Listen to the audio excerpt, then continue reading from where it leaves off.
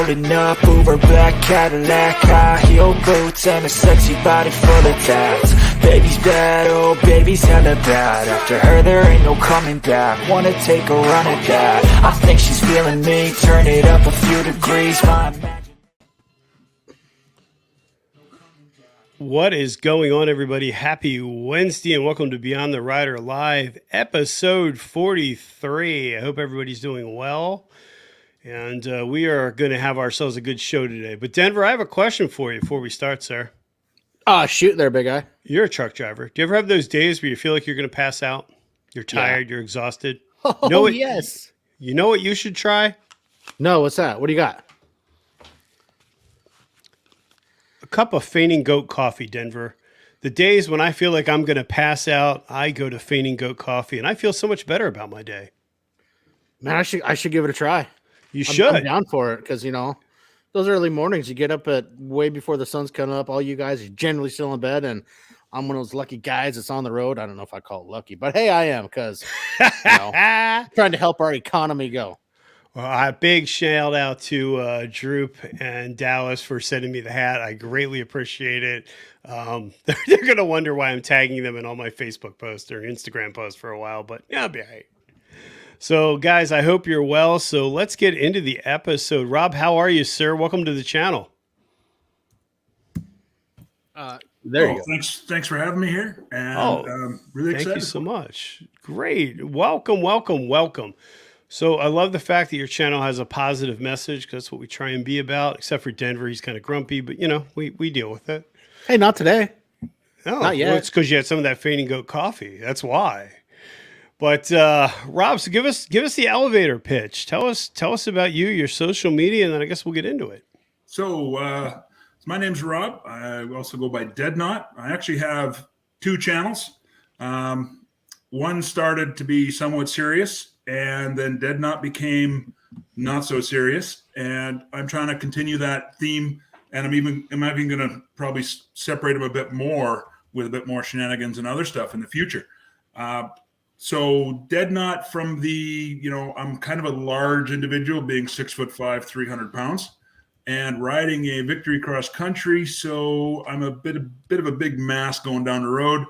Guy made a comment about, I was like a bold battleship. And so that became Dreadnought. So then it became Dead Nought. Then when I looked at names available, Not Dead, kind of fit for Facebook. So I started rolling with it.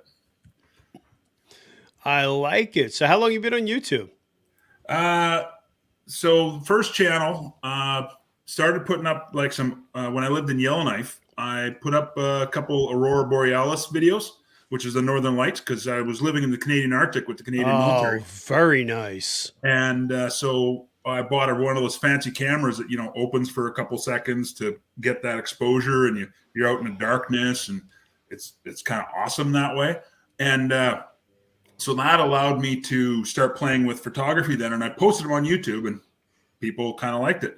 But then 2014, diagnosed with cancer, military said, "You're out of here." So down to Edmonton, Alberta, I went, and that's where I had to replace my bike anyway for different reasons. And so I bought the cross country and started riding it around. I met up with a couple motovloggers. And so I decided to start a channel more dedicated to, I wasn't letting cancer stop me from riding. Good for And you. I actually at first called the channel "Cancer Sucks, Let's Ride." Way too much of a mouthful. Didn't go over well. So that's how Dead Nought kind of got the change to it. I was writing a blog at the time. So on my Rob channel, a lot of times, a couple people said, show us your face every once in a while so we know how you're doing, losing weight through treatments and gaining weight, that kind of stuff. So I started just doing talking head vlogs in my basement, just quick chats at the camera. And so that's all the stuff that's been on the Rob channel, is those sort of cancer updates, what's going on in cancer life. It's now just down to annual scopes, monitoring phase, what the guy calls. And so then now that's why I'm trying to decide where I'm taking the channel next. Okay. And that's I've got a lot of stuff. I'm starting to record some content. I have a notebook of ideas, Because I'm 50, as I discovered you were on Friday. You old farts. My day. Yeah. And so I forget a lot of things. So I write notes. So I actually do have a note here just to increase my credibility. I have seen The Breakfast Club. Just so Oh, snap! Hey, I watched it the other Shots night, okay? fired. God, getting beat up by Wait, everybody Rob. on it. Let's find out if you really watched it. Denver, tell me your 2 favorite scenes of that movie. I gotta say, dude, it was comical, and they're all getting fucking smoking joints, and that was some funny shit. I That's don't one. know. Well, yeah, That's I don't one. know, Rob. I'm kind of feeling like you might not have seen it, but all right. Hey, and running off What's to the the school one, what when they tried happened to when find someone was beating on a table? someone's beating on a table. I don't remember. Yeah, now you got me thinking. But he still hasn't seen 16 Candles, so we're not. So who would you want to be in that? Like I make jokes to people like, would you be Long Duck Dong, or do you want to be the main guy, the good looking one? The Jake guy? I wanted that 944 Porsche, though. I always thought that was a nice car. Yeah. That's Hey, very old Tim Porsches Allen are of you to say, oh, let's talk about a car. Recognize movies by their cars. Well, it's when you're a I wasn't even 19. I was a young kid. You think, oh, I should just get a Porsche. They're not that expensive. I don't want a Porsche. Jake Ryan, yeah. See, Ty from Tennessee seen it, Denver. Hey, I did watch it tonight. Okay. Wow, side chat's going nuts. You know what I think we need to have, and we'll let the side chat chime in. We need to have an off schedule show where the audience trivia. It's audience trivia for Denver. Let's see what Denver really knows about pop culture. We can make it into a drinking game. We'll lose the whole audience in 20 minutes. They'll be drunk and passed out. Yeah. So Rob, when did you get the love of three wheels? Wow, I need to drink. So when did you get the love of wanting to ride? So that actually goes back to the 80s. I lived on an off-grid farm in the mountains of BC. The neighbor's farm, kids had dirt bikes. So I started riding a bit there. Some other friends had dirt bikes. And so it became cool, dirt bikes. This is fun. I, at the time, was the kid who rode a horse as my main mode of transportation. So when I got a little bit older, around 85, I bought my own bike, a Honda Dual Sport. Nice. Which XL one? something. I'm not 100% sure how many cc's. Okay. 125, 175, somewhere in there. Oh yeah. Then when I graduated high school, I ran off to join the circus, and then lived in Victoria, BC for a number of years in the 90s, where you can ride year round if things are good. And I did ride, improperly without a license for quite a while. Then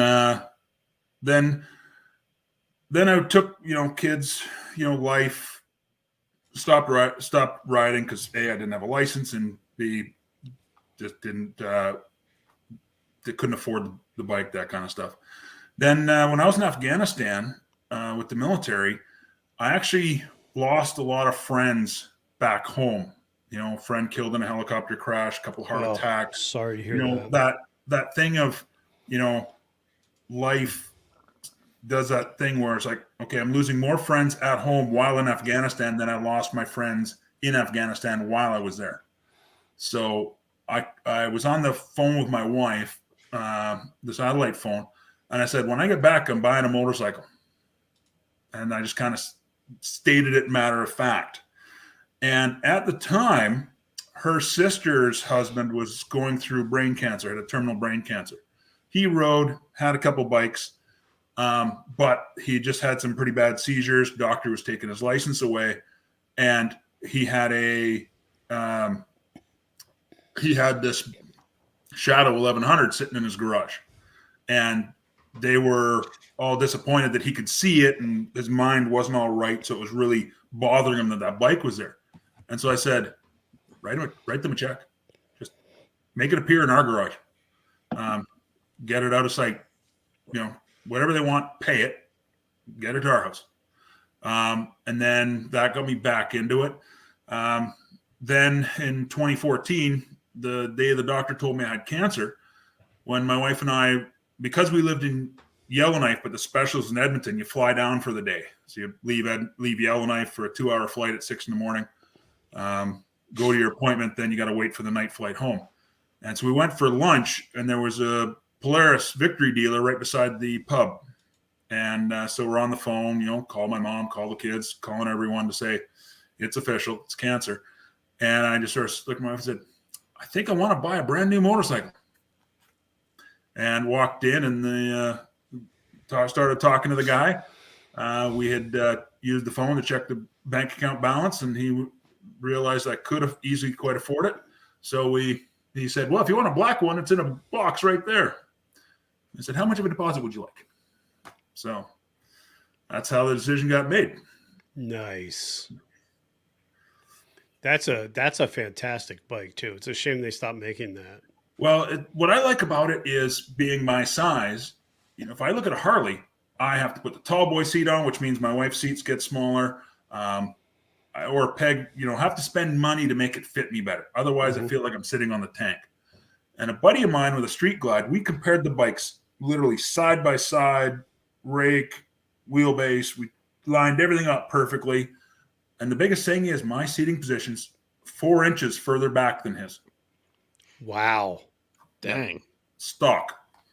And that's what makes me fit it better. So yeah, that's the downside. You buy a Harley, and I feel like you spend it's like the first forever. You don't stop trying to make it fit you perfectly. It's never easy.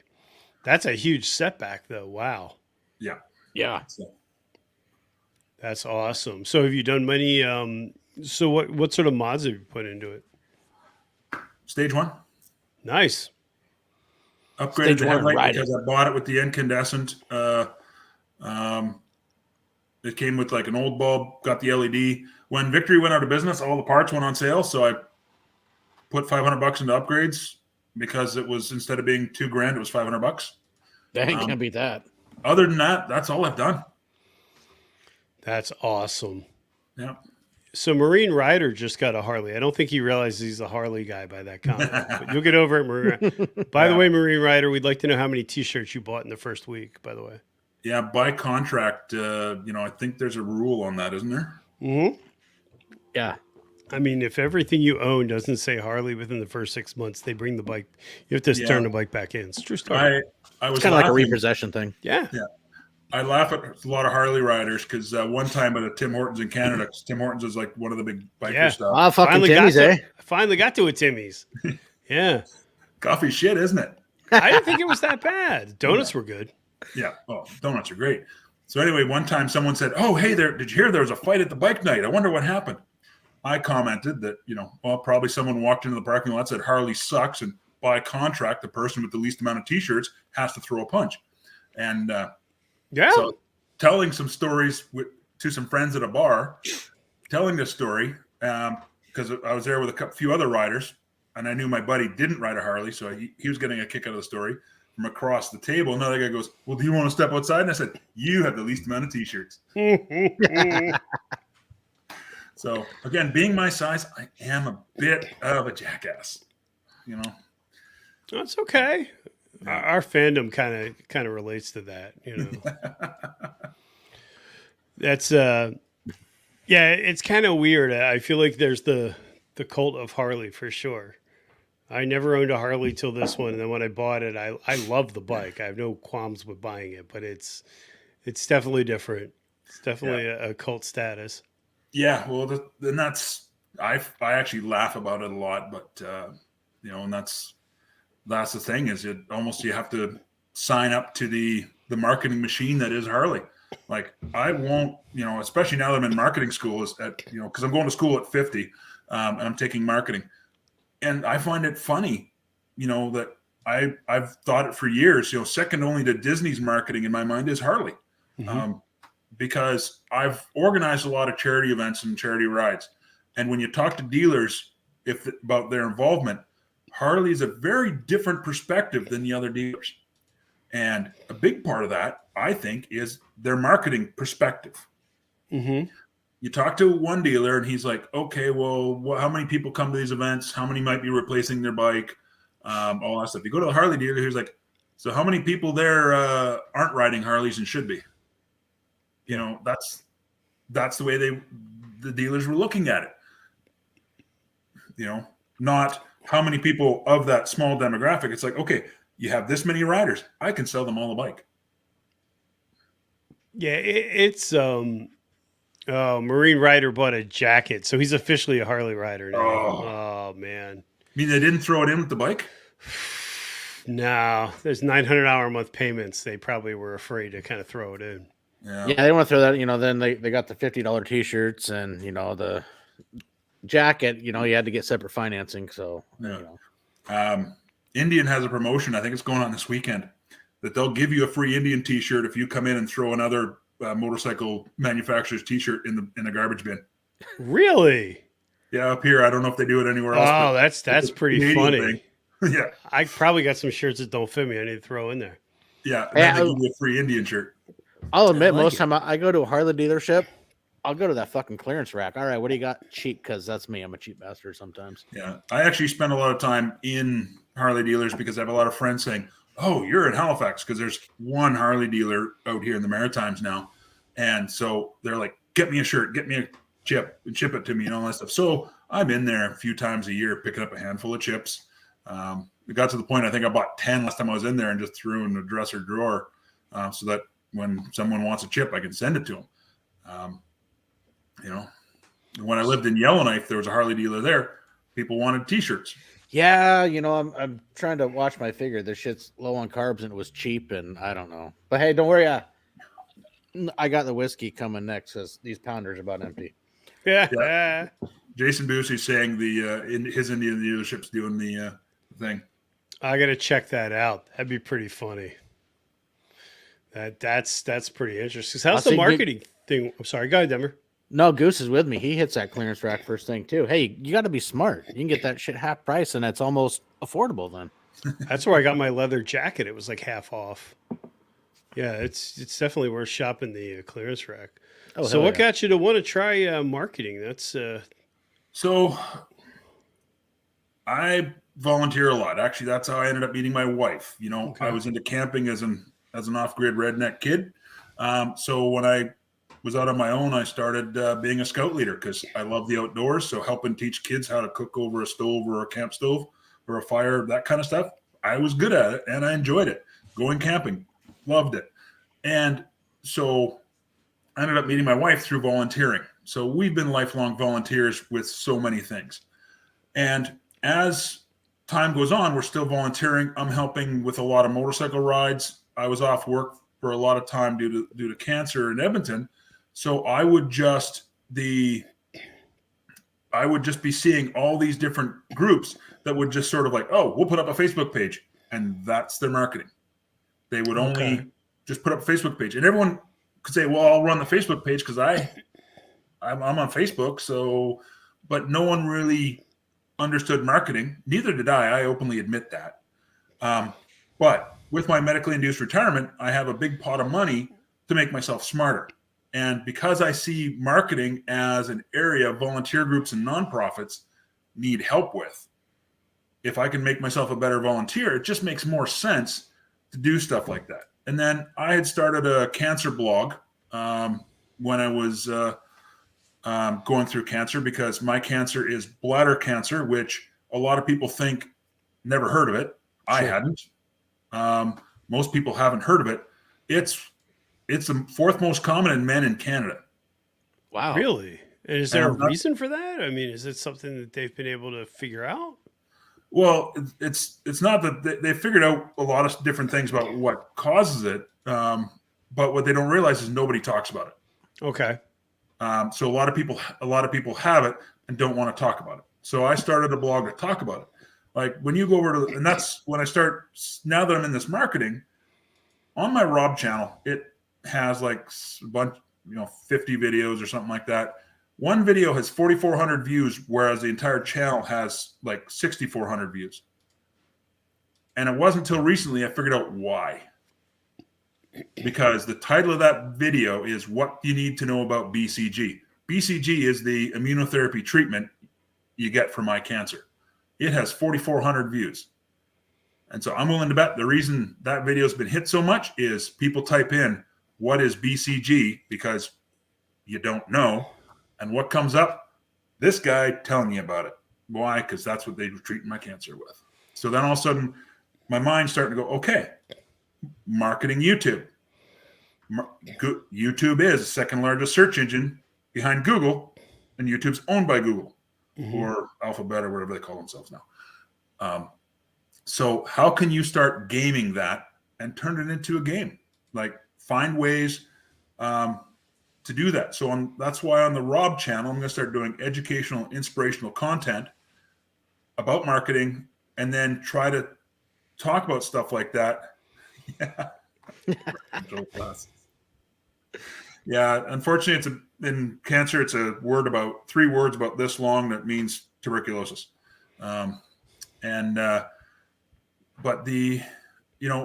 I'm going to try and apply some of these concepts on the Dead Nought channel. Like I haven't worried about a logo. I haven't worried about titles. But now that my mind is focusing on the marketing side of things, I think I can understand more. And I actually have pages of notes in my book that, just ideas as I get them, I write them down. And then I'm like, okay, how can I incorporate this? And that's where I want to start taking my channels.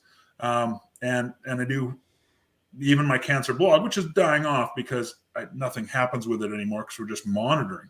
I'm going to change up a blog and start talking about that whole inspirational, motivational, educational, and try to change that narrative a little bit so it makes it easier for people to understand.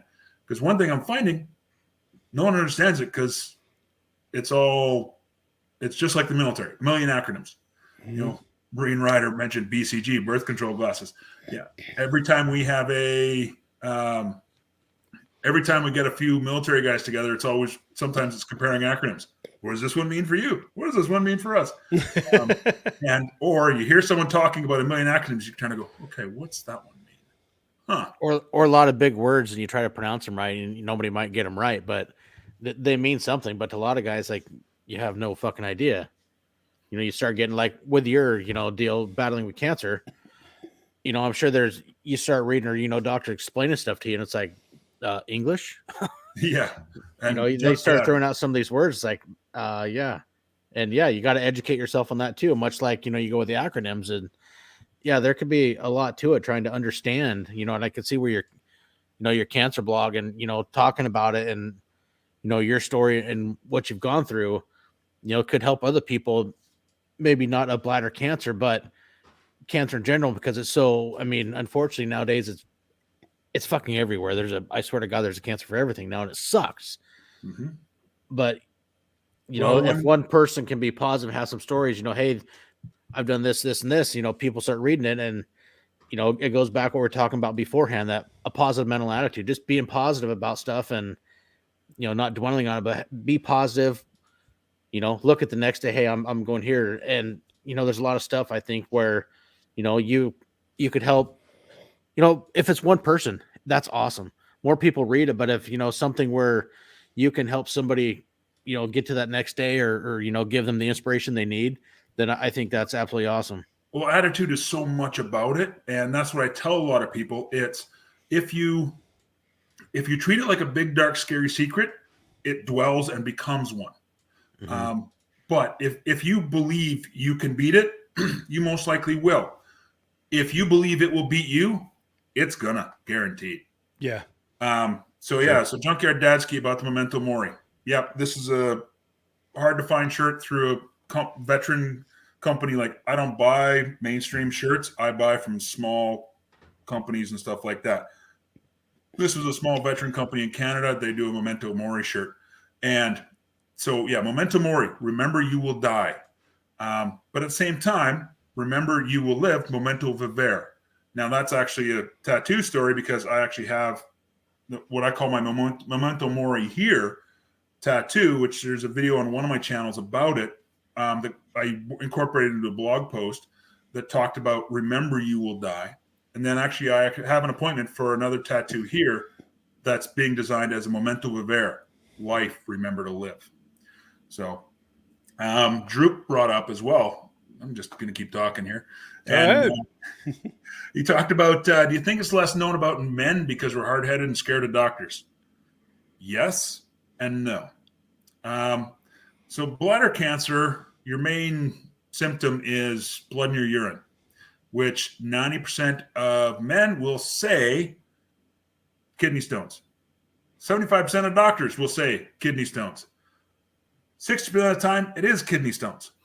But the problem is that it's also, our guy's going to want to talk about the pecker, because I've had 27 BCG treatments, 5 surgeries, and I stopped counting how many cystoscopies I've had. Cystoscopies where you get a fishing pole with a camera at the end checking the inside of your bladder. During all those procedures, no new holes are made in your bladder.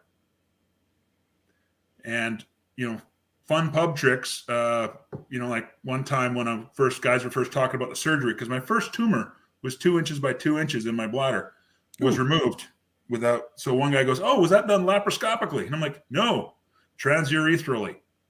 Then you have that pregnant pause in the crowd around the beer, and everyone goes, "Oh." Yeah. So it becomes a bit of a drinking game sometimes to see how many guys you can get to wince in sympathy pain. Because remember, bit of a jackass. No, but hey, I mean, and sometimes that's the reality. You've got to put it out there. I think that it's important too that you're finding an organic message for your channel. It's something that you clearly believe in and something you want to talk about. I think that's huge. Because so many people try and struggle to find their voice for their channel. That's great that you found that. Yeah, I just got to figure out how to properly sort of weaponize it and make it make sense. We haven't figured it out. You just throw stuff up. But that's You the just funnest wing time, right? Yeah. And I kind of sign off a lot of my videos that way. It's like, I don't know where we're going, so let's find out together. Exactly. I think there's people that either have this really robust business plan of what they want to do, and then there's people that are like, ah. That's how Denver got on YouTube. True story. He called me I want to say 5 o'clock, and it's like, how do you do a YouTube live? And by 7 o'clock, we were doing one on his channel. Yeah, I remember. And it was just why not? We just threw Denver into the deep end of the pool. He learned to swim. Yeah, well, that's part of the fun, right? Yeah. Nothing like being the blood end of everybody's jokes. I'm used to it. It's all good. But at the end of the day, it's how sometimes you have to do things, right? You can. I don't think you necessarily need a direction. You just kind of have to wing it. People enjoy your content, they're going to watch. Yeah, and that's the trick, right? Making content that's enjoyable, educational, entertaining. Find some way that makes people want to be there. I've been talking to a few guys. One guy, does great content on, just showing locations. So people, I think, watch his channel because they want to see this small town in Nova Scotia. That's kind of cool stuff. History, educational. Yeah,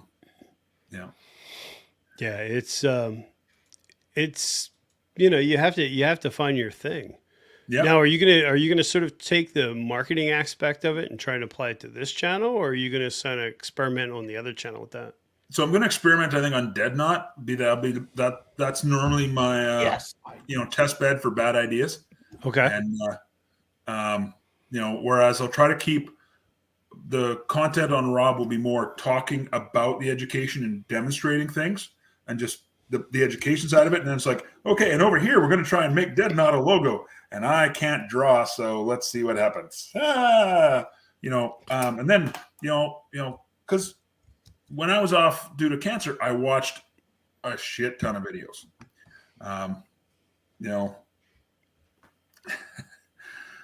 Wild ass sponsors. Hey, it's comfortable. I got to say, when you sit on these, I had to go get it earlier because couldn't figure out why my chair was so uncomfortable. It's like, fuck. I don't got my wild ass. You got to stay comfortable, man. It's kind of like being hydrated. Stay hydrated, stay comfortable in your ass. Yeah. That's all I got to say. Cheers. What are good channels? I mean, there's a lot of YouTubers in the room, obviously. What are some good channels that you found to learn how to build your channel or for marketing? Well, I'm not sure from a marketing perspective, when you start looking at like law-abiding biker Ryan Urlacher, Yeah. he has taken the marketing side of it with his email list. Like I got 4 emails from him the other day, like maybe a bit too much, but like, he's across all the digital channels, finding different ways, and he's doing stuff that people want. Now, I don't ride a Harley, so I hate to say it. Brian, I didn't watch your video on your Harley exhaust. It's just, there's so many videos out there about Harley. That's what people are searching. Harley this, Harley that. That's going to, that's part of the marketing. As you see people put your bike in the title. Why? Because that way it's going to get a ping every time someone searches Sportster 1200. If your Sportster 1200 is mentioned in your title, in your description, in the tags, then the algorithms are going to go, someone asks a question about a Sportster 1200. This might be good information for them. And then they might show it to them.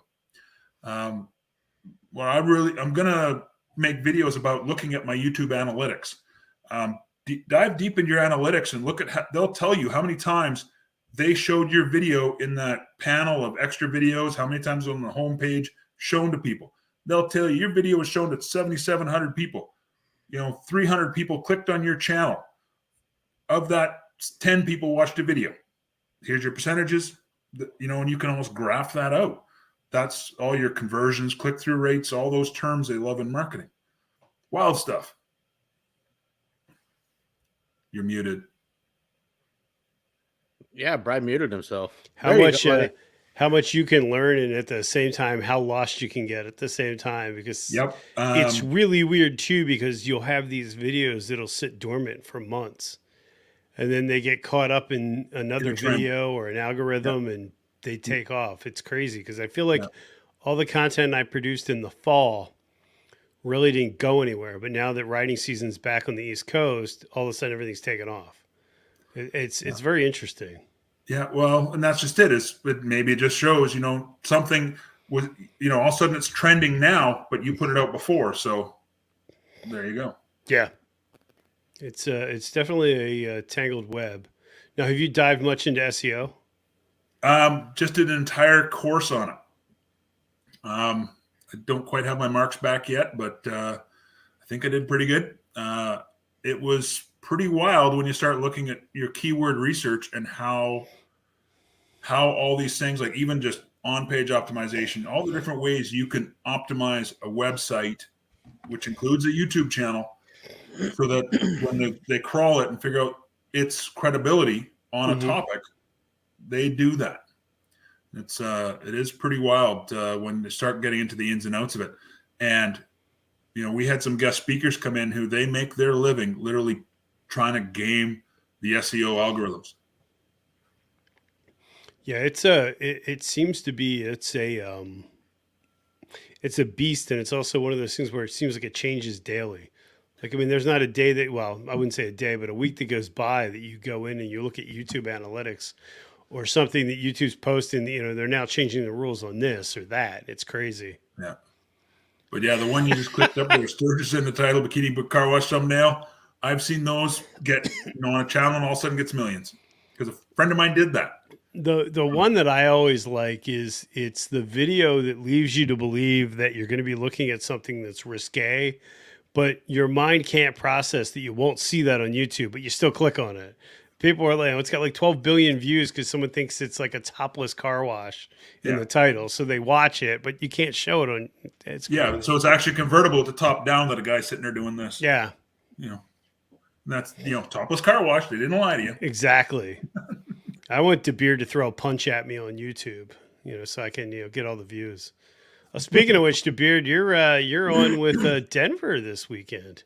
Sunday. Denver, Sunday fun day. Yeah, and DeBeard, before I forget, we got to talk about Bike Night coming this Monday if you're going. Baggers and Brews will live right down the road from me. Yeah.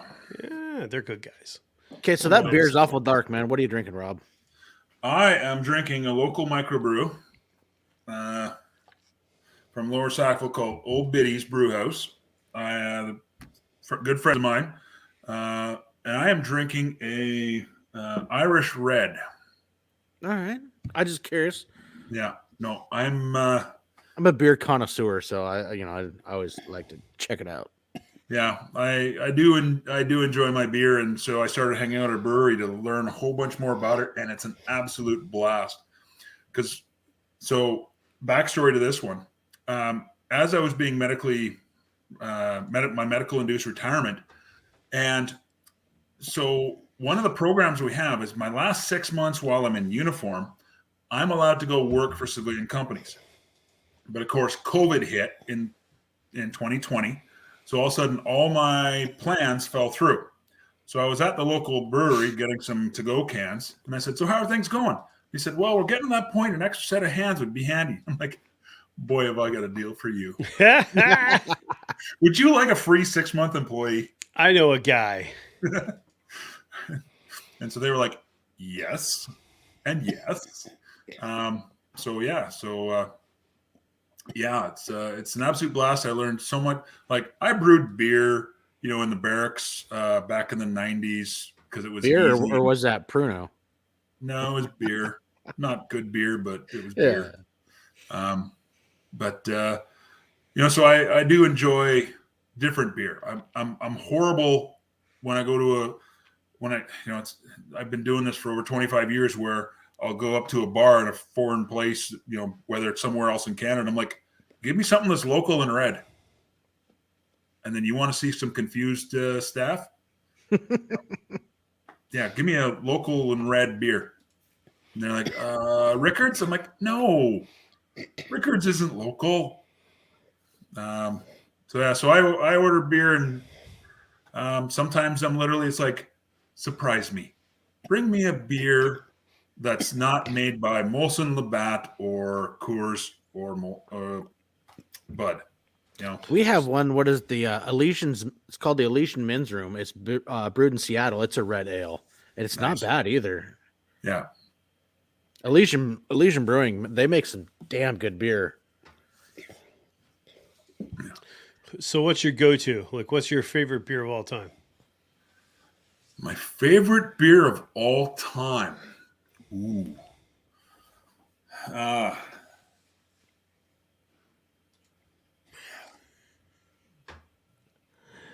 Oh, salty. It's out of Vancouver, BC. It's hard for me to get my hands on, so I always try to get it when I'm out west, but it doesn't always work. First found it in 1997 in Whistler, BC is when the first time I saw it, and I started drinking it ever since. Shaftesbury Cream Ale. Never heard of that one. Yeah, no. It's a microbrewery in Vancouver, I think. If I had a personal favorite. Another good microbrewery is just across the border in Bellingham is Boundary Bay. They have some good beer. Yeah. Wait, was that wild ass seat getting uncomfortable?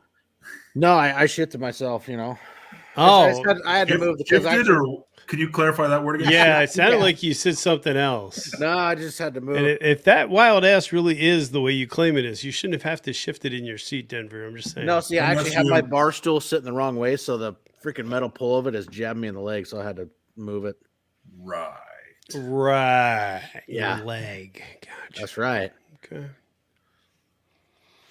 All right. Yes, the boys saved me from El Buffalo shanking me, so now we're all right with the world. Yeah. Me and El Buffalo are in better speaking terms now, so it's all good. So El Buffalo and El Buffalo are all good? Yeah, we worked it out. Oh, that's good. That's good. It seems he was just having fun with me. I thought he was serious. I thought we needed to keep the YouTube riff going. I thought it was good for views.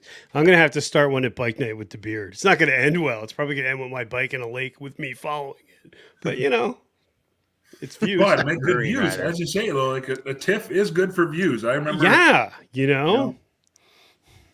if you're a small channel and you can get a big channel to get mad at you, people will come watch your videos and say, "What the fuck's this idiot about?" Hey, views are views. You gave me a good idea. I'll get Denver to send me 2 of those wild asses because my bike's got crash bars and the beer can flip it over at bike night. From the right angle, you'll never know it fell on something soft.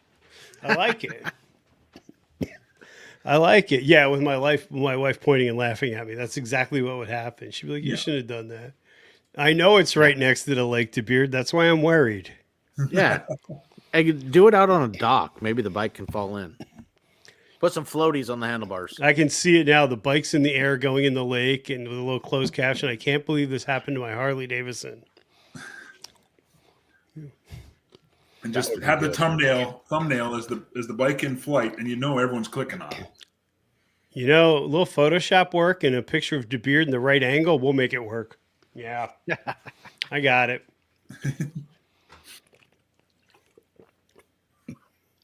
Okay, I got one for you. So what's a day trip that you've never ridden, but you really would like to? Day trip? Yeah. Do I get to pick the starting point, or does it have to be from where I am right now? I don't care. No, just a day trip from somewhere that you've never taken that you would love to do a good day ride. I'll leave it wide open for you. Yeah. Because being me, I've actually traveled all through the BC mountains and all over the east coast of Canada here. So if I could do a day ride,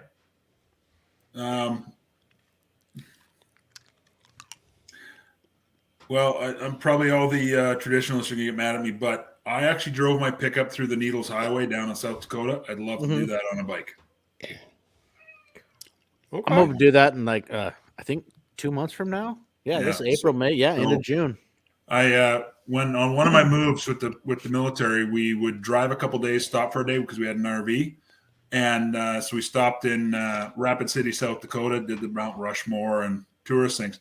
And of course, at the time, our pickup was a Dodge Dually, a little bit fat in the ass, and so we pull up to the park to do the Needles Highway, and they're like, "Please don't." And I'm like, "Well, how wide is the highway?" They're like, "Well, it's like 8 foot 9 inches." I'm like, "Okay, I'm good. I'm 8'4". I'm good. They said, "Okay, please sign our waiver that says we told you this is a bad idea." My wife's like, "This is a bad idea," and I'm like, "Okay." So we get to some of the tunnels and that are, jagged, nice, awesome tunnels that are 8 feet 9 inches wide. Pull the mirrors in, and my wife's ducking down, thinking I'm an idiot again. And but I go through with no damage. And but of course, everyone sees me roll up and start going through, and I got a lot of people filming and watching this. Oh yeah, there's gonna be some carnage. Let's get it on video. But I go through. But what I loved was like those circular, when you're going through and you got those nice loopy curves and stuff. I so want to do that on a bike. So we're looking at toy hauler next year, and then going to start trying to do more traveling. That's so if I had a day ride, probably go back to Rapid City and do that Needles Highway around Mount Rushmore stuff. That'd be fantastic. Yeah, that's one I'm excited to check out. I can't wait. Yeah. Now, like from here, I have the Cabot Trail, which is like basically like the East Coast epic ride. It's kind of interesting. Again, having lived on both coasts, the Cabot Trail is an awesome ride. Takes a day, but it's only 200 miles. But you want to stop and smell the roses so you see things and do that. Stop for lunch, have a beer. Stop at one of the local microbreweries. There's always something to see and do, so it takes you all day to do it. And I find it interesting when I see people who from the West Coast who say, "Oh, the East Coast sucks," or the people on the East Coast say the West Coast sucks, but they haven't done both. And my statement is they're both equally good. Just the West Coast just happens to have more miles of them. Yeah. Okay. Oh, there are some great highways. I mean, I can think of some over here too that they're not very. It's not a long ride, but there is some great scenery to stop and see, and some little tiny. Like one I can think of here in Western Washington, the Chuckanut, which runs parallel to I-5, but goes right along the upper Puget Sound. There's a little 290-degree turn town called Edison. It's got like a saloon, a couple little buildings, but has some of the most awesome barbecue. I mean, you'll be 2 miles outside of town, and you could smell the barbecues going. And in the summertime, I mean, it's always lined with motorcycles. It's an awesome little place, but it's like the Chuckanut might be 70 miles, maybe. But you know, on a nice day with some of the viewpoints, and you got ships out there and some of the views, fuck, it could take you a couple hours easily. Just it's a gorgeous ride right on the rocky cliffs. Yeah. You know, it's a 2-lane road. You really can't take oversized rigs. Motorhomes aren't allowed because of some of the rock croppings that hang over. But it's awesome. And you get down to the little, you know, like Edison, little tiny town. You can hit down to 20, and it's some awesome fucking place to see. Yeah. Travis. Yeah, Droop, I'm not sure about Seattle's roads because I don't fucking live there, you some bitch. Wow. Oh, that's all. Shots fired. I mean, I just like the side chats picked up on that. I'm proud of myself. I'm sure. Yeah. Yeah. Well, actually, when I was I was listening on my phone on my walk recently to your last one where you know, Denver showed up late and Scouse got him. And I'm thinking, yeah, I didn't even see that coming because I was just like, wow, he worked that in perfectly. Yeah. You know, it's one of those Denver, things we wouldn't pick on you if we didn't love you. Well, the thing is because I'm actually a navigator by trade and spent so much time flying in Victoria, I'm not really allowed to mess up geography even for a joke. So I'm trying to figure out, it's like, yeah, I'm not going to be able to work something like that in. So I don't know. So I figured that's why I'd go with the Breakfast Club and 16 Candles. Yeah, I can't wait for my wife to see that one. Oh, I'm going to go in the house and I'm going to get it from her too. God damn it. I mean, my wife makes fun of me because there's a lot of movies I haven't seen. But when you haven't seen that, I just trying to think what else would be in that genre that Denver might not have seen that we need to address. So you didn't see Pretty in Pink, clearly, because that was when did you get the bug for Two Wheels, Rob? 1981. Because you know, of course, like let's also talk about, you know, you might not be old enough to remember Street Hawk. I mean, no, I don't think so. It's a TV show with a motorcycle, kind of like the motorcycle spinoff of Knight Rider. Okay. Yeah. So you didn't watch BJ and the Bear then either, is what Denver you were saying. Airwolf Denver, anything? Yeah. Oh yeah, I remember Airwolf. Yeah. Okay. Oh yeah. Brad Michael Vincent. Yeah. Yep. TJ Hooker. Oh, that was with Chips. Did you ever watch Chips, Denver? Oh fuck yeah, Chips is a classic, man. Heather Locklear and TJ Hooker. You know, some days you got to wonder about that. St. Elmo's Farm, yeah. Oh, License to Drive, Johnny the side chat's just pouring in now. Yeah, Mannequin, that was an old 80s classic. Yeah, with fucking what's his name? Mannequin, yeah. Yeah. Revenge of the Nerds. Dude, who hasn't seen Revenge of the Nerds? Weekends at Bernie's. Oh, yeah. See, that's where I give my wife shit, because she's never seen, like, oh, Jesus, now I'm going to... Napoleon Dynamite? I mean, fuck. That's so fucking stupid, it's funny. I haven't seen it. Jesus Christ. Well, fuck. Maybe you should. Droop, I think the flying bikes you're thinking of that Chris Christopherson or not. There's a movie Delta Force or something like that had a flying bike. That movie was so bad. Yeah. I know it was so bad. Yeah, we're going in convert. Movie. You know, Porky, it's like Academy. Oh, the plane took off without him, so he's going to turn his bike into a plane and fly into the back of the Herc. Yeah, some of those movies are just terrible. How about Fast Times at Ridgemont High, Denver? Oh yeah. Okay. We just worry about you. Who couldn't? Come on. Oh, cut. Yeah. Can we just take a moment and just reflect for a moment? Yeah. All right, I'm back. Okay. Well, so actually, maybe we'll talk music. What kind of music did you listen to in the 80s? Oh, I listened to a lot of the 80s. Because here's something I'm gonna tell you. You could Google later. Check out Tiffany's latest version of "I Think We're Alone Now," as she's approaching 50. I have. That's fucking comical. Actually, it popped up on YouTube a while back. Was one of the things. Have you seen this? I'm like, oh shit, I gotta see this. How bad is it? Oh yeah, go watch it, Bri. I really feel like with musicians there needs to be a cap. There needs to be like a board that goes, you know what, you've had enough, you're out. Okay, well here's one. And what is it, May 14th at the Emerald Queen Casino over in Tacoma, Salt and Pepper. And one of them just turned like 56 the other day, and they're going on a casino tour. Wasn't that where you go once you hit 56? Like, I feel like that's where the artists go. Yeah, it could be. I'm trying to think of some of the, you start thinking of, Def Leppard's still touring. Like you start thinking of some of these people who've been touring, and I remember seeing them in the early 80s, and I thought they were like old guys then because, of course, I was like a kid, but they're still going. Also, you look at Carrot Top a while back, had one of his little skits doing Mick Jagger. He's got a fucking walker with a microphone on it. Carrot Top. Wow, you went deep. Yeah. That's right. This is a good one. Good reference. Oosh. Yeah. Yeah, don't go chasing waterfalls. That's true. We don't want to. We don't want to go chase any waterfalls. I think it was anonymous biker that got that stuck in Moto Blonde's head for a while. Somebody's head it was stuck in. Actually, yeah, I think I actually sent that link to someone actually just the other day. Someone said something, and I posted the link to that video in it. That could be worse than getting rickrolled. Jesus. So the thing I always like to ask, you have the victory. So do you plan on running until it dies? Do you plan on moving to something else? If so, what would you move to? Do you have a dream bike?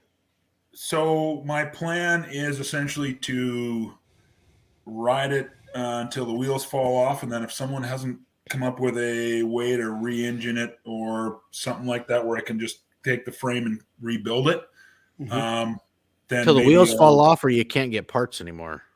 Yeah. So I figure, maybe who knows, maybe because they have to keep parts going until I think it's 2027. They have to support it because it didn't go bankrupt. They just shut it down. So it's kind of like Saturn. General Motors has to still protect it and repair it. So Polaris still has to support Victory for 10 years after they shut it down. Wow. Okay.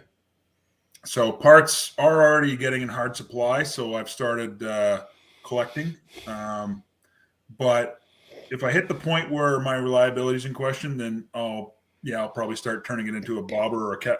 I'm actually thinking for fun, I want to make it a cafe racer, but I'll turn it into something and keep it, or I'll just mount it on a wall and call it a sculpture. Oh, fuck. Dare to be different. I would love to see that. Yeah. And there's a good one in the side chat, though, not to get sidetracked, but George Carlin, one of the best comedians of the 80s. Absolutely. And I was actually, I would say neck and neck was Robin Williams. And I did get to see him live in early 2000s. That was one epic stand-up comedian show. I left that place in pain from laughing so fucking hard. Robin Williams was amazing. Yeah. I wish I could have seen George Carlin. I wish George Carlin could be alive today to see that shit going on in this country. Yeah, I just don't know how a Cholo build would, I don't know. That's just not me. No, dude, the cafe racer would be epic on a Victory because you would be a one of a kind. I know, like it'd be, so when you look at it, park at other cafe racers, it would be huge. Oh yeah, dare to be different. I fucking love it. Yeah, so that's, and I am kind of a dare to be different guy because it's more fun. Just more entertaining. Keeps people guessing. Exactly. And when you're, like a lot of people think because I'm a big guy, I've been in a lot of bar fights. I actually haven't. Mostly because when someone challenged me to a fight, I usually tell them, you didn't ask me nicely. If you want me to step outside, you need to say, please. And then all of a sudden they get so flustered. It's just like that part in Bull Durham where they start thinking and it's like, it's like, no, I'm not going to step outside. You didn't ask me nicely. And people don't know how to reply to that. Oh, catching totally off guard. That's funny shit. Now I want to see Denver on a cafe bike. I think that would be gold. I need to get off my ass and finish the one I got. I really need to start working on mine. It's right. You had it. Oh, that's right. You have the Honda. I forgot about that. Yeah, I got the CB 750F Super Sport. Nice. So if you had to replace it with something that wasn't Victory, what would you do? Oh, so anyway, about the back to the bike because I got sidetracked with Dallas face mullet about Mick Mars, and I was like, so dream bike. Yeah, I don't necessarily have one because I'm more of a utilitarian guy. Okay. What fits me without me spending way too much money on it? So, I sat on my buddy's Challenger, and, as much as Salty probably hates them, if they get their shit sorted out in a couple of years, I'll probably look at a Challenger or the Pursuit, which to me is like Challenger Tour. But I like the Pursuit. It's a nice I bike. do too. I like the looks of it, honestly. Because I ride a cross country, if you look at the cross country versus cross country tour, that's what the Challenger Pursuit meet looked like to me. And no, we won't, Drew. Not happening. For one, I ain't getting on a fucking Vespa, and I ain't cruising Seattle. Well, he was going to cover It Starbucks sucks. for you. I mean, that's You want to mess with that fucking town. Yeah. See, the beard, I don't get it either, but I think Travis kind of hit it on the head. I actually just don't want to give up drinking my beer. and that's fair. Yeah. And if you don't ask me nicely, learn your manners. Yeah. I think the Pursuit was kind of cool. I like that it's a sort of a chunkier road glide. I don't know that I'd buy an Indian. Yeah. But I'm just burnt because they did away with Victory. That I won't lie. Yeah. I wanted a Victory Vision so bad. Yeah. I just don't fit on a Harley. I've done all the test rides. I just feel like I'm sitting so far forward that, and then I can't go to the tall boy seat, move my seating position back, because then my wife can't ride. My wife decided to stop riding, and so she rides on the back of mine. So I got to make sure it's comfortable for her. So that's why probably like Pursuit, in a couple of years, this isn't going to happen anytime soon, but unless, I have a friend who wants me to start doing bike tours of the Cabot Trail. So who knows? Maybe that'll turn into a thing and I'll have to buy a new bike. There you go. So, it's like, yeah. Apparently somebody wants to fight you for YouTube views. I mean, it's something. Hey, I've told people, drama causes views. Logan Paul has made his career out of causing shit. Good point. If you're a shit disturber, it gets views. I mean, I'm going to miss my bike when DeBeard throws it in the lake, but I mean, views are views. He'll throw you in to go get it, so you'll get it back. It's a good point. I could probably ride it out as long as, that's fair. I mean, there's got to be some logic there. Yeah. I can help give you some logic. We proper SEO score it. We'll be good. It's a glass in. Yeah, military biker wants to give somebody a glass in. That boy scares me. Dude, he would be so fun to hang out with. Well, he's going to Sturgis. Why don't you go meet him? Trust me, if I could swing that one, I would go back, 6 weeks after I leave there and go back. I'd fucking love to. You're a big podcast star now, buddy. You should have people paying for your visit. I wish. I ain't that big. Come on now. I'm just a small town guy, man. Small town guy that ranked what again? 25? 32 in Canada, and best I got was 42 in the United States. Oh, so but far. yeah, but hey, you're welcome. We love Hey, it. thanks, buddy. We love you in Canada. Yeah. Yeah. Scouse and I can take credit for that because we probably had a bit to do with it. But awesome, man. Thank you. Fuck yeah, we're here for you. My podcast is big in Germany. I'm like Hasselhoff. Me and Hasselhoff are going to take Germany over. You're going to start singing now too? No, but I think maybe I could do maybe I'll have him on the podcast. Maybe that would really be good Take for your shirt numbers. off and show, get the little jacket going. No. Yeah. There's a line That's for good. views I'm that not may have crossed disagreeing, it. Yeah, I mean, Holy shit. I actually hit 19 in Canada. God damn. That's fucking unreal. wow. Think about it. I just had to check it. It said I dropped 40 points and I was like at 49 or some shit. I'm like, what the fuck? See, now if you have Rob on your show, you could, he brings some of his Canadian friends, and you could take Canada over. Goddamn Kid Moto for telling me about this shit. Now I fucking check it. I never knew about it beforehand, and now that I know about it, it's like I gotta check it once a day. He was a lot easier to live with. Now he's just like, you have to call his receptionist to talk to him, and you're like, Denver's not in. Top 20 in Canada. Wow. Yeah, if I can get 3 more people on, that should put you up over top 10. Yeah.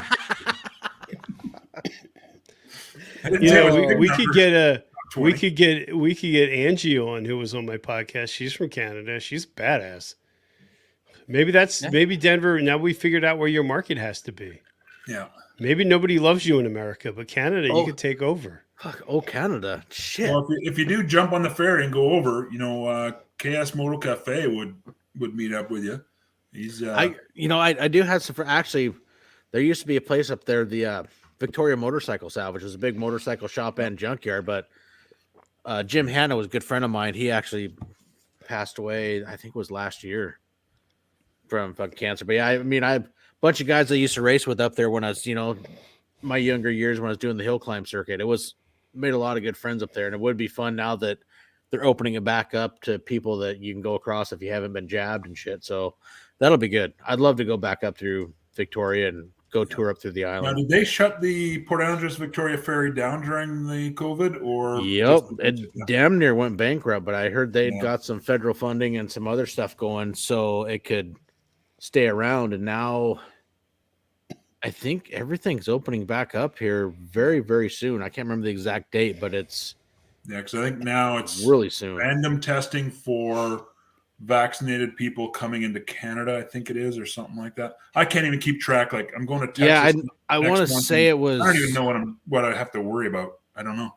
Here soon, they were lifting it where vaccinations are no longer required across the border into Canada. At least, I don't know if that's only through Washington State or if that was a whole border, but I saw that here just a little bit ago. No, our border rules are federal, so BC can't really control that. But oh, that reminds me of something that you brought up talking to someone recently. You talked about your enhanced driver's license versus passport across the border. I think in Canada we call it a fast card. Oh, okay. But yeah, so trucking has something like that up here too. Is that like I know Pass? when I added my, when I put my commercial driver's license on, it was like $5 to add the enhanced portion of it. So going makes it easier for driving across the border. Show them your license, hey, it's enhanced, your back, all that shit, and the same thing with, like, I have other accesses for government stuff, or if I want to trucking into different areas for government deals, I can enter the government ID I have, and I can bypass all the TSA, all your pre-bag check, and go around all that and go right to my plane. Yeah. But I don't ever fly, so. But I have that option now. So you're a man that has a perk that he doesn't use?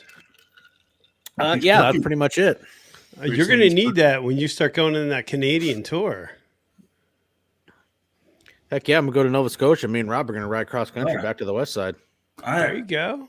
Yeah, if anyone shows up here, I'll take you riding, drinking. I know where all the breweries are. Sold. Wow. God damn, that's all I had to say. Riding and drinking. Denver's going to be #1 in Canada after this tour. I'm on board.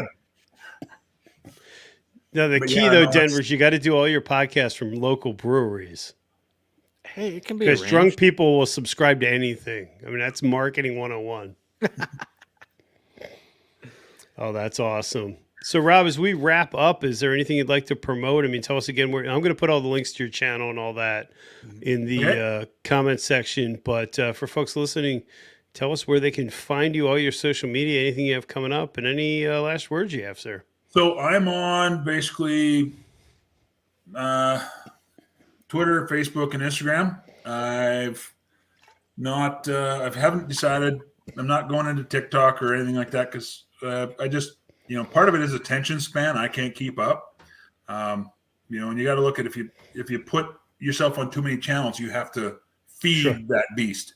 And so I'm even to the point where I might drop Twitter and just keep Facebook and Instagram. And Twitter's good for entertainment. Same with TikTok. I'll make a fool out of myself for a little bit, but it's all. But I could do that on Instagram. You got a point.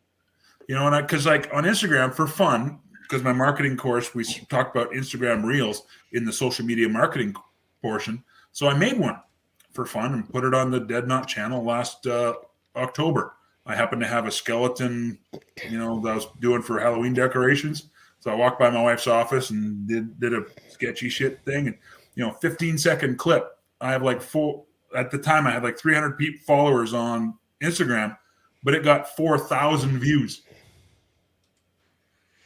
So it's I did one of those on TikTok making fun of Jay Inslee. Got like 32,000 views. It's like, holy Jesus! But it's true that governor of this state is a pile of shit. Can we just take a moment to acknowledge that El Buffalo, my BFF, the man that I inspired to be one day, has entered the room? That's all. And is that part of the deal so we won't shank you? Yes, my lawyer suggested that I take a much different approach. Apparently, you don't poke a buffalo. That's what he said. So, well, in Canada, we call them bison, because apparently buffalo is a derogatory term and it might hurt their liberal feelings. That's, you have a point. This is and now that I got this turf war going with DeBeard, and we're going to finish it Monday, so we'll get through it. Hey, listen, pictures and video or it didn't happen, Brian. Oh, if I meet DeBeard, there's going to be pictures. Okay. But a betting pool over how far into the lake you go. Hey, you got onto something. We've had midget throwing. Maybe we could have Brian throwing. Say we could take side bets. I'll split the profits with DeBeard. I'm not afraid about that. Yeah, we can make up a board and it can go every by 6-inch, 1 foot increments. How far you? And then of course do it on live stream for the views because that's going to get a bunch. Yes. No, I think to do this, hold on, you're onto something. I have to go to Sturgis, and then DeBeard throws me into a lake, and then Monkey. It's him in a competition with El Buffalo. It has to be in Sturgis, so it can be like, I can't believe I got beat up in Sturgis. I have to have the if you don't have the right title. Yeah. Wait, hold on. Professional Monkey threw me into a lake live in Sturgis. There it is. No, ditch the lake. Professional Monkey threw you into a Jello pit. Bingo. 1 million views. With girls at the Buffalo Chip. That's right. I went Jello wrestling with promo. No, that won't work either. No. Oh, yes, it will. Trust me. That'll blow up. But as long as the thumbnail has all the girls in Buffalo Chip standing around the pool, you're good. You're golden. Okay. Yeah. Someone told me the other day that they went to a bike rally and they let girls in bikinis wash their bike. And there's so many things that bother me about that. I'm like, do you hate your bike? I don't know that I'd let a stranger wash my bike. Like, I don't know. This just sounds like a bad idea. Yeah. But as for other shout outs, I've, as a nonprofit volunteer and just like Scouts did last week, the Rolling Barrage is a cross Canada PTSD ride that starts here in Halifax, goes coast to coast. Happens in August. Check out www.therollingbarrage.com. That's, there's also another one going on with the Canadian guys. On Monday nights, I hang out with the Canadian guys. And a few weeks ago, we talked to a guy who's doing a PTSD awareness event that's going to be 30,000 kilometers, so about 20,000 miles. And he's traveling all over Canada doing PTSD speaking events. It's called Dispatches Ride. And that's fantastic. It's all about PTSD. He's a veteran as well. And, so he's all about, but same thing as I mentioned about cancer. You got to be willing to talk about it. And so it's a speaking tour. Now, the cool part about that is he actually has a documentary film crew that's going to make an indie film about PTSD, about his trip and the tour and all that stuff. So he's actually got a motorhome with a film crew following him. Now, is he on a motorcycle then during this? Yep. So, okay. So if nice, we're going to have to hook up on Facebook for sure. And because that's the kind of stuff that I lost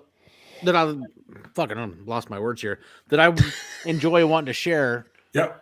That kind of stuff when it comes to the V-Twin life. I mean, I love sharing a lot of the stuff from Mile Monsters, what they're doing on their tours and other, avenues, people doing this stuff to, better other people and to help bring more light to, whether it's diseases, like PTSD or for like with Ride, I do a lot of stuff with that. I will definitely connect you with them. And if you want to have them on to help your Canadian content, yeah.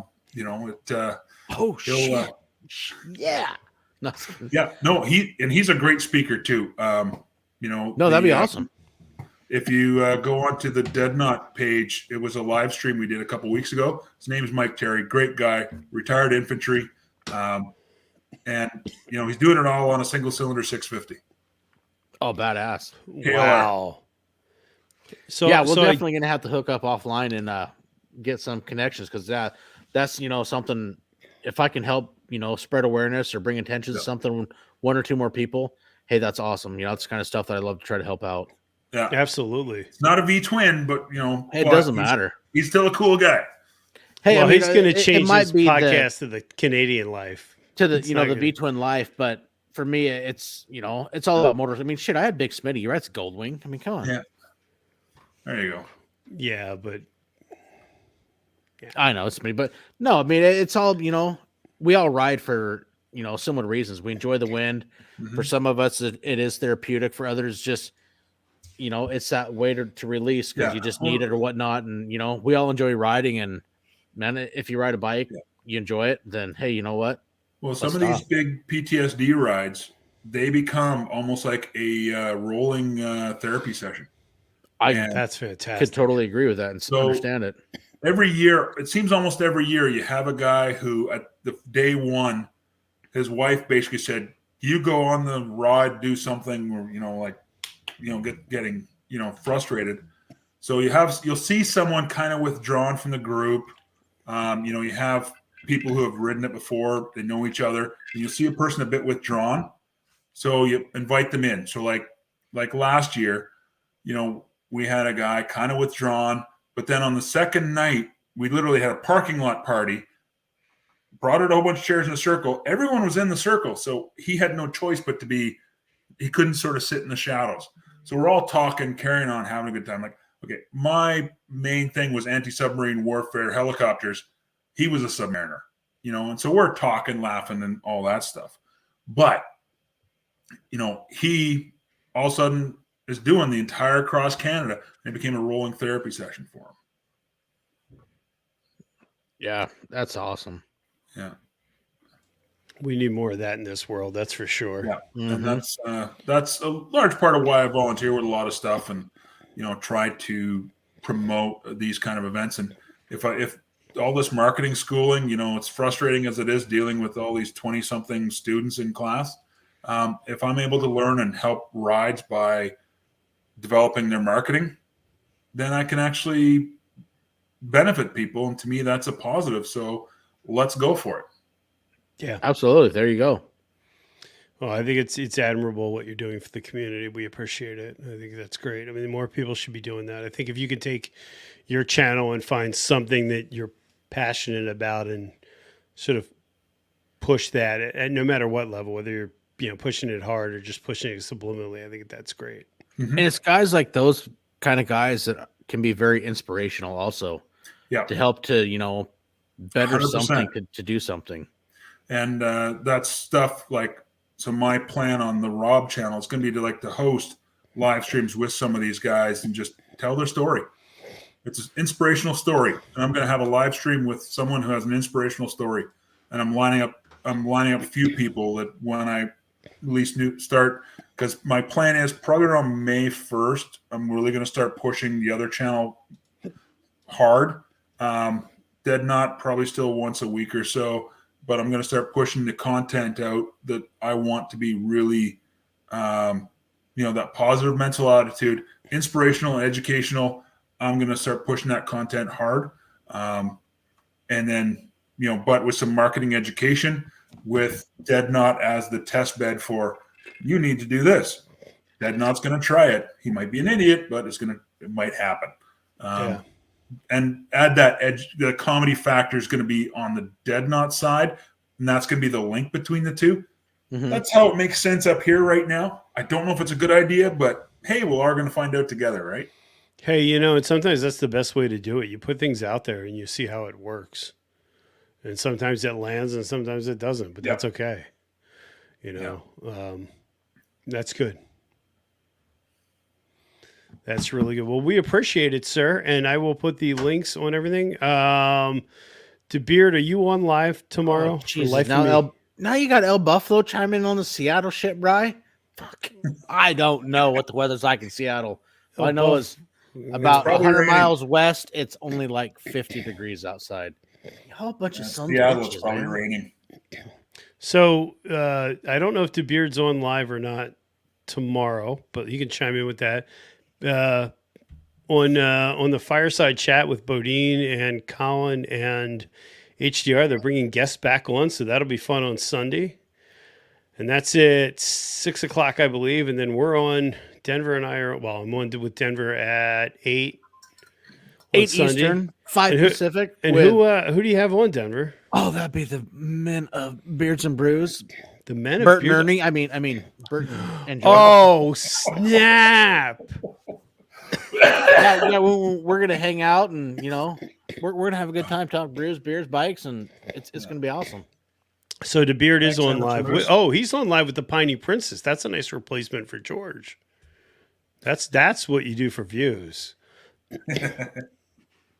All right, so we got some lives coming up. Awesome. Well, Rob, thank you so much. If you want to hang out for the post game show, you want to walk with us. We'll hang out in the Punch green this up. room. Yeah, we'll hang out in the green room because that's how we're all bougie like. Yeah. And Denver, Bougie again, like. congratulations for taking over Canada. Hey, thank you. I look forward to getting that Tim Hortons gift card from you. I'm gonna kick Trudeau out just to help all these guys. Trudeau, however you fuck you say Please, that. thank you. Name. That would be great Yeah. because I'm coming for you guys. Yeah. I'm gonna help you all out. Okay. Well, and they'll appreciate it too because you won't be in Seattle anymore. So maybe they can That's find right. somewhere else. Yeah. Well, Quebec. All right. So tomorrow, make sure you join. Who do you? Yeah. So tomorrow it's Beggars and Brews at 8:00, guys. We'll see you there. Thanks so much. Have a great weekend. And please remember, you're not alone. Thanks for listening or watching, guys. See ya. Later.